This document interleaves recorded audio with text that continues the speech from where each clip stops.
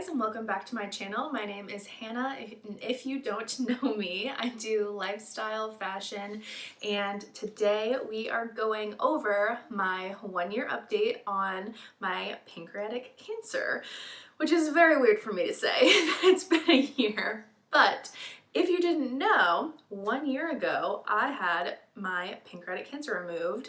I made this video. So yeah, I had a really rare pancreatic tumor. And I've had, weirdly, a lot of people, like more than one person. I only expected probably maybe one person to reach out and say that they were experiencing the same things as me, but I've had probably three to five people reach out and say that they are experiencing the same things as me and that my video really helped them. So I'm hoping with this 1 year update and a little bit more like Q&A style video that it will help even more people or just educate people on the type of super rare cancer that I had. So let's just get right into it. So first up, I'm just gonna do a little recap of what happened to me. If you're new here, if you haven't watched my previous video, if you only follow me on Instagram, which is at the bottom, hannahkemartin. I post like, I don't know, I try to post like 2 times a week, but right now I am super pregnant and I'm very tired and yeah. Anyway, so if you did not watch any of that and you are only here because you stumbled upon this video, hello! I had a super rare form of pancreatic cancer and I am completely cured now. It is not the type of cancer that Alex Trebek has or that Patrick Swayze died from. It is a little bit different, but I'll get into that a little bit later. Anyway, quick recap. So a year ago, it was on February 6th of 2019, I had really horrible stomach cramps. They were upper stomach cramps. I had really horrible stomach cramps. I tried antacids. I tried like Pepto-Bismol. I tried taking a hot bath. Tried just about everything. Ended up going to the emergency room thinking I had food poisoning. They did a I think an MRI or something. I can never remember if I had an MRI or CT scan. I was in way too much pain. But I had some kind of a scan done.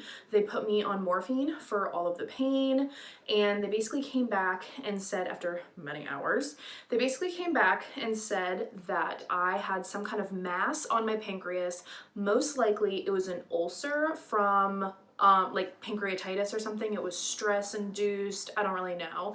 But it was getting to the point in the night where they could no longer see me anymore and I had to get transferred to a different hospital, and they knew that this mass had to come out. So instead of transferring to a local hospital, I got transferred to Yale University Hospital, like the Yale Hospital.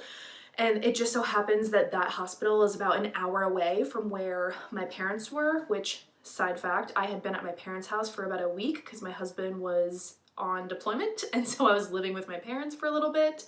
So they transferred me to Yale by ambulance. Overnight, they monitored me. The next day, they were scheduling tests. They were scheduling an upper endoscopy, which is they go down with a camera down to look at everything, and they take a biopsy, which they were going to take a biopsy of the mass, see exactly what it was. And about 2 days later, they found that the mass was cancerous. Right now, it looked like it was completely benign. It was completely fine, but it was basically just like massive cells. Anyway, they didn't really know what it was. It was very strange because they had never seen it before, so they wanted to take it out. So that Friday, I left. I went home for the weekend. I was scared shitless because I thought I was gonna die. I thought I was like, oh, I have cancer and I'm dying and this is great and they're gonna open me up on Monday and that's it. I'm dead. So my husband flew. He left his deployment. He flew up. Following Monday, this is not a quick recap. Following Monday, I had the surgery that afternoon. They discovered that I had a grapefruit-sized mass on my pancreas. It was malignant stage 2, I think it was stage 2 pancreatic cancer in like a ball, and it was completely encapsulated in necrotic tissue, which basically means that 100% of the tumor was covered by dead tissue. So it wasn't spreading, it wasn't going anywhere, it was just like this big mass on my pancreas, and it was on the end of my pancreas.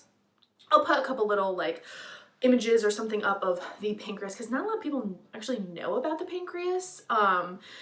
And I don't know, it's like you kind of need it, but I don't know, it's hard to explain.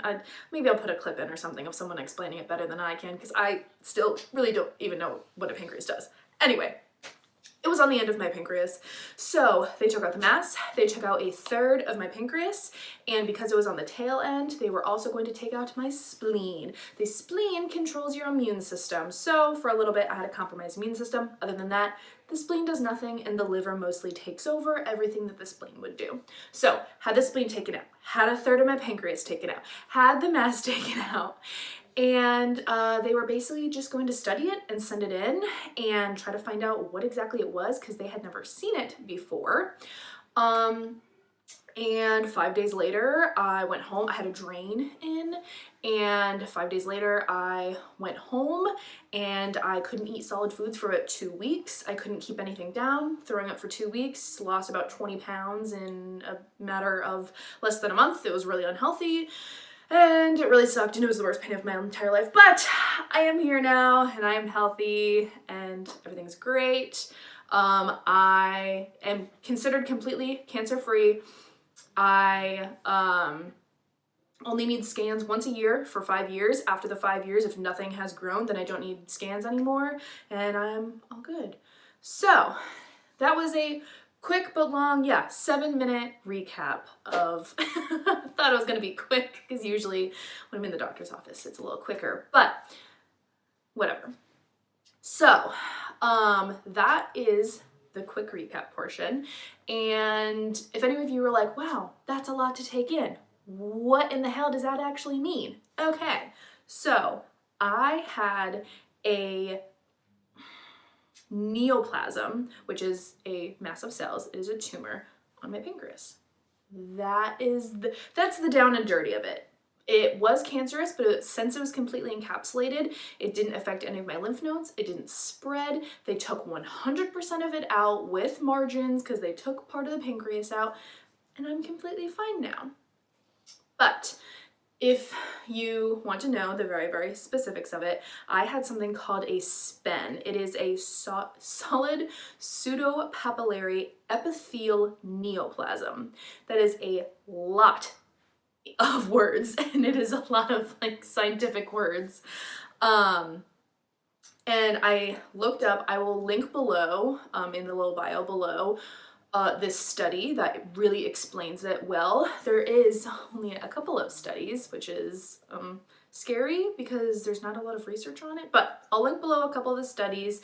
But this is a little quote from it. I'm reading from my computer right below. It is a rare but curable tumor that has a low-grade malignant potential and occurs almost exclusively in young women with an excellent prognosis after complete resection. That is all it is. That's the down and dirty. And by rare, I keep saying rare. Rare as in, I don't really know the numbers of like, oh, 1 in 100,000, 1 in a million. I don't really know the numbers.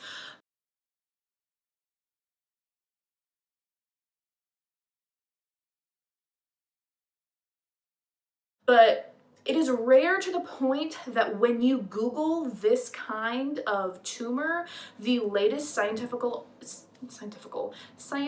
article that comes up was from 2011.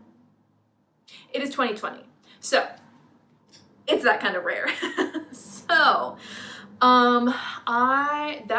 that's basically all I can say about it. I am not a doctor. I cannot give you all of this research about it, but that's what I had. If you want to Google and do your own research, go right ahead, because I have read a lot of it and it's kind of boring, but it's also interesting because nobody else really has it.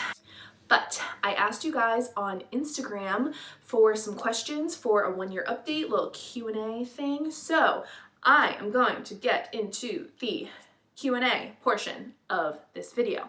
So, first question, how did you know to go to the hospital? I get that question so much. People are like, how did you know? Did you feel a pop? Did you feel the mass? Could you see the mass? Were you experiencing symptoms? Were you like cancer symptoms? Any of like that? And no, I had no symptoms. The only thing that made me go to the hospital was the fact that, one, I was at my parents' house. If I'd been by myself, I wouldn't have gone to the hospital. I know myself. I probably would have taken some NyQuil, tried to like ease my pain with like at-home over-the-counter medicine, and gone to bed. Like taken a bath, gone to bed. But the fact that I was at my parents' house and they were taking care of me, I had tried all of this different medicine, and I was in a lot of pain. And so that's the only reason I went to the hospital. I honestly thought I had food poisoning. 0% of my mind thought, maybe I have a tumor, or maybe I have a mass, or maybe this, or maybe that. No, I literally thought I had gotten food poisoning from the orange Julius that I had that day. Like, that's it. So, second question, did you have any symptoms? No, I had no symptoms. Even leading, like before going to the hospital, I had 0 symptoms. All of my life, I had dealt with really bad stomach issues. I had dealt with IBS-C, IBS-D, bloating, not digesting food, very bad acid by not digesting food, I meant I would eat and then I would feel like my food would be like right here, and it was really slow, and I would get very bloated. If I drink a lot of water, I basically would end up throwing up water like an hour later because it wasn't digesting, it wasn't going down. I had very bad heartburn, really bad acid reflux, and every single doctor, I'm talking like 5 doctors, all different gastrologists and general physicians and everything, they all said that it was stress-induced, and I just had IBS. IBS is this kind of, it's irritable bowel syndrome, and there's nothing you can really do about it. It is kind of studied, but it's hard to, like, it's hard to cure because it's just irritable. You just have an irritable gut, and there's no medicine that exactly cures it. And it's easy to say, oh, it's stress. Oh, someone's walking up to my house with a package. Okay. Sorry, I'm distracted.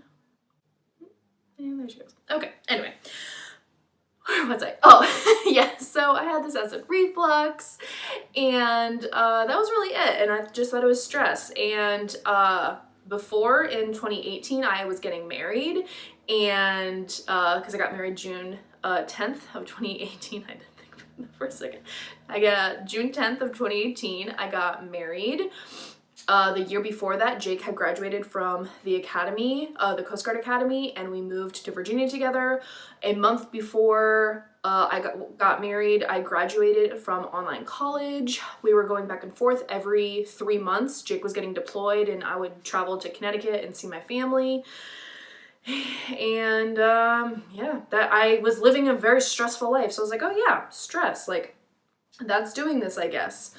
And that, I guess, is my only symptom I had, but it's not really a symptom because a lot of people suffer from that, and not every single person is going to have a pancreatic tumor or cancer or anything. So in the long and short, no, not really any symptoms. Did you have any chemotherapy or radiation? No, I did not have to have any chemotherapy, no radiation, because they completely took out the tumor, and the tumor was completely encapsulated, and they tested the margins on my pancreas around it, and they had 0.00% cancer on it, and I didn't need any other medicine because they'd taken it out. And the only thing that I have to do to keep up with it is I get a MRI with contrast, which basically means they inject this fluid into me while I'm getting an MRI done, and it makes different tissues different colors. So if there was something growing, it would glow as a different color. So I get that done once every 5 years, and after 5 years, if nothing has grown, then I'm completely good. Let's see, who does this cancer affect? Well, technically it can affect anyone, But the average is young women aging from 21 to 30, which funny enough, I had my surgery on the day before my 22nd birthday, which was last year. So it mostly occurs in young women, and they almost always catch it accidentally, which is terrifying, absolutely terrifying, but they always catch it accidentally. In that scientific journal that I linked below, they talk about a couple women who they sprained their ankle, and so they came in and they did a full body MRI and they found out that they had this mass on their pancreas. They came in with stomach pain, like me, came in with stomach pain, thinking it was stress, thinking it was maybe pancreatitis or just an ulcer. Ended up being that. Some people, it was completely by accident and they were having a scan for something completely different. They weren't hurt or anything. And they're like, oh, hey, by the way, there was this tumor. So that's mostly who it affects, is this SPEN, the solid pseudopapillary epithelial neoplasm. It mostly affects young women, aging like 20 to 25, 20 to 30, healthy women, not overweight or skinny or anything, just like completely normal, average, healthy women. And is it genetic? No, it is not genetic. So my family was kind of freaking out during this because they were like, does this mean that your kids are gonna have it? Does this mean that your siblings have it? Did a parent pass it down?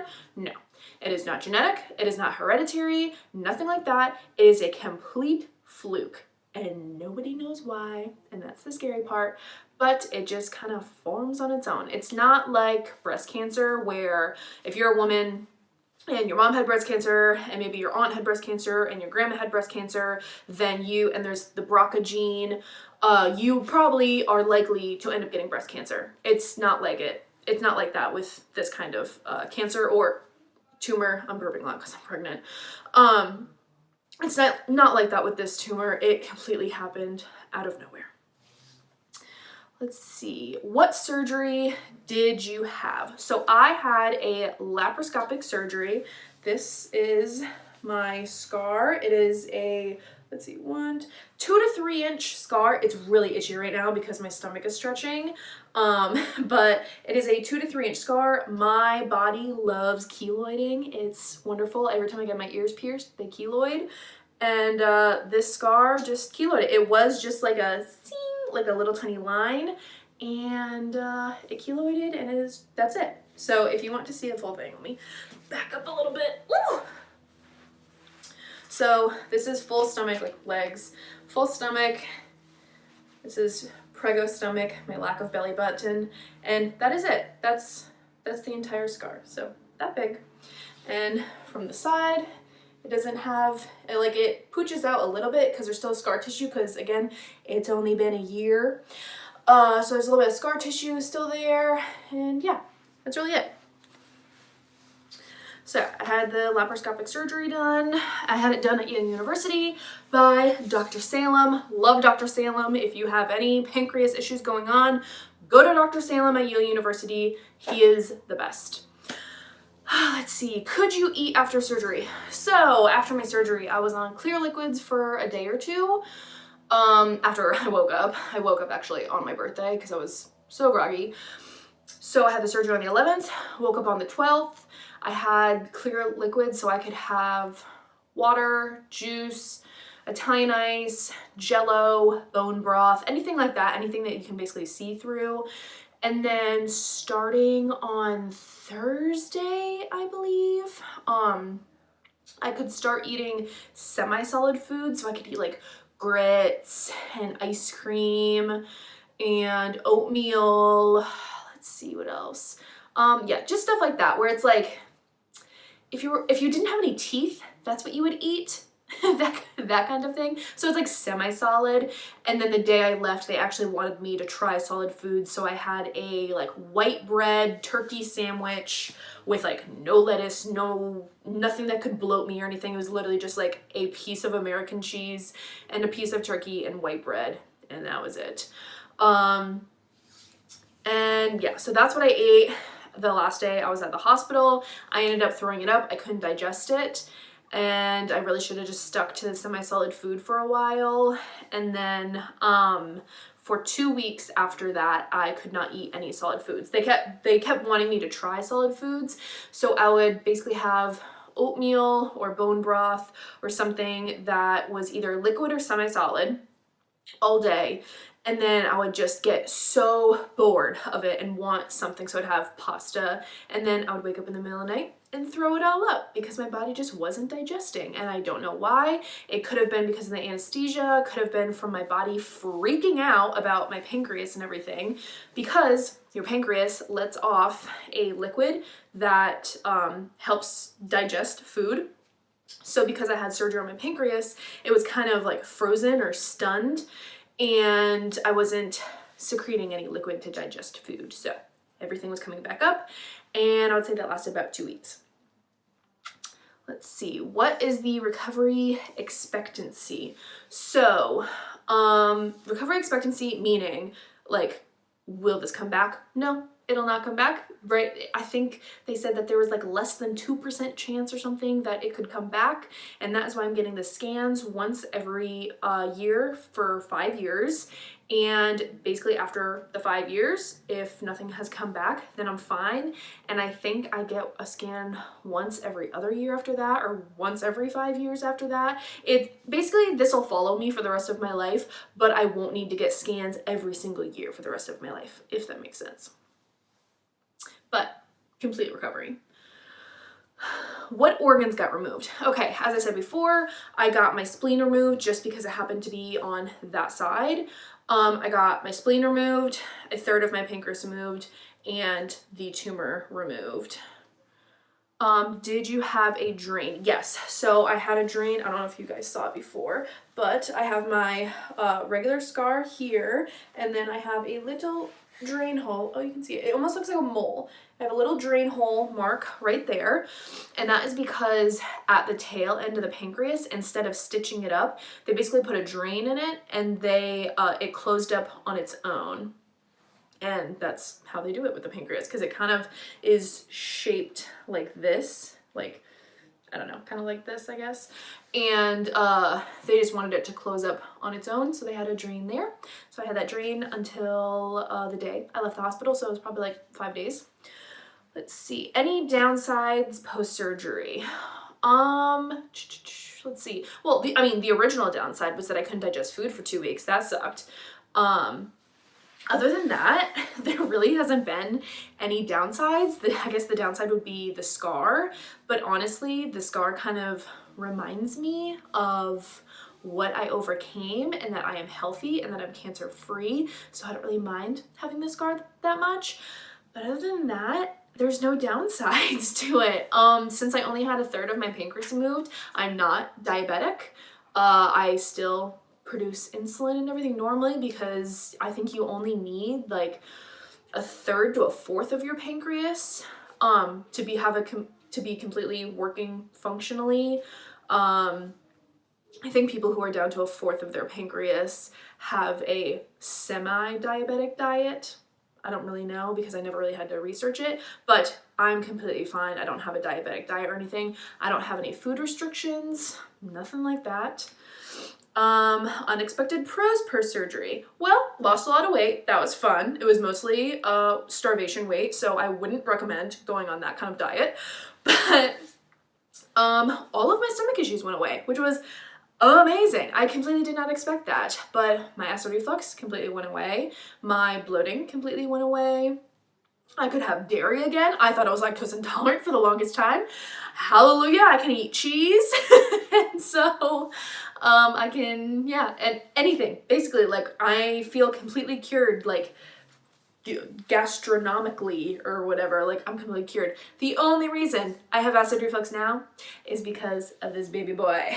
I think he's gonna have a head of hair because I'm having the acid reflux and heartburn like no other, and I feel like a dragon with fire breath, and it's gross. Anyway, that's basically it. And I guess just like unexpected thoughts post-surgery is that I feel a weird connection to other people who have pancreatic. Like, whenever I hear about pancreatic cancer now, it like completely grabs my attention. When I found out that Alex Trebek had pancreatic cancer, I completely felt for him. I completely felt for his family. I didn't know a lot about pancreatic cancer before I went into this, and now it just makes me look at everything kind of differently, and I really feel more for those families and those people that are suffering from it, and the fact that it is such an almost incurable cancer, because the pancreas is such a hard spot to look at, to get to manage and everything. It's just so hard to get to in the body. And yeah, that's basically it. I feel like I have this like weird connection to other people, and every time that someone comments on my video that I made last year talking all about the cancer, asking about, oh, well, I think I have this, I'm going in for this surgery, I completely want to like sit down and have a cup of coffee with them and be their friend, and I want to be there for them because it is such a crazy and insane thing. And I don't know, maybe that sounds crazy, but I just feel like a weird connection to other people with pancreatic cancer, and I'm very passionate about it now. Have you had to make any changes post-surgery? Nope. No changes. The only change I had to make for a couple months was that I couldn't lift over 25 pounds because they didn't want me to rip a stitch or anything, so I couldn't lift up my niece or anything. Couldn't lift up a gallon of milk for a little while. I have to cover my scar as much as possible if I want it to not be so dark. So for the first year, absolutely no sunlight. So basically what I would do is either have a one piece, or I would put a big thick band-aid over it. And honestly, sometimes even with the one piece, I would put the band-aid over it because the one piece, like, it isn't gonna like protect from the sun.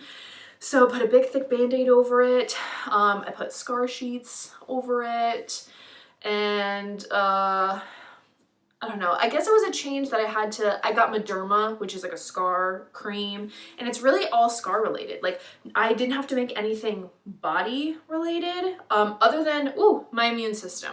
So this isn't because of the cancer, but because of where the tumor was, I had to get my spleen taken out. So with the spleen taken out, as I said before, getting the spleen taken out, I have a lack of, like, a compromised immune system, so I'm just very germaphobe now. I wipe everything down with wet wipes and like hand sanitizer. If I'm traveling, I wear a mask. I haven't worn gloves before, but I'm honestly thinking about it with coronavirus and everything and the flu. And so I just Germ-X the hell out of my hands. If I'm on an airplane, I completely wipe down my seat, wipe down the underside of the armrest. Like, I wipe down everything. I even have, it's like the Hello Bello hand sanitizer spray. So I'll just like spray that around if I don't have a wipe on me. That's basically it. And I had to get a couple booster shots. I think I got like a measles shot, a pneumonia shot, I think like a Hep C shot or something. I don't really know. And I think I have to get that once every couple of years. But I'll say that's really it. And the liver, after a while, it just takes over your immune system. So in a couple years, I'll be back to normal and I'll be fine. Do you have any lingering fears? Well, yes, yes. It's weird because I know that I'm completely cured, and I know that I'm completely fine, and I know that it was a complete fluke that this happened. But because I didn't have any symptoms, I constantly think about, is there another tumor? Is there something else growing that I don't know about? Was I so in tune with my body that I didn't know what was going on inside of it? And it freaks me out. It freaks me out that there was something growing in my body and I had no feeling of it, no control over it. And freaks me out that it could happen again. I mean, the likelihood of it happening again is so slim to none, but it is just always going to be in the back of my mind. But yeah, I mean, that's really it on fears. I just like it growing back. That's really it. And another thing on any changes or anything. Sorry, I'm like scatterbrained. I could drink. Probably like 2 months after my surgery, I could drink, I could eat anything I want, and they said I could get pregnant. So when I had my surgery in February, me and my husband moved in together in Florida in May, and in August, I got pregnant. because we wanted to start a family and we're married. So it was the perfect time to start a family for us. My husband's in flight school now. He has a lot of downtime. He's home every single night.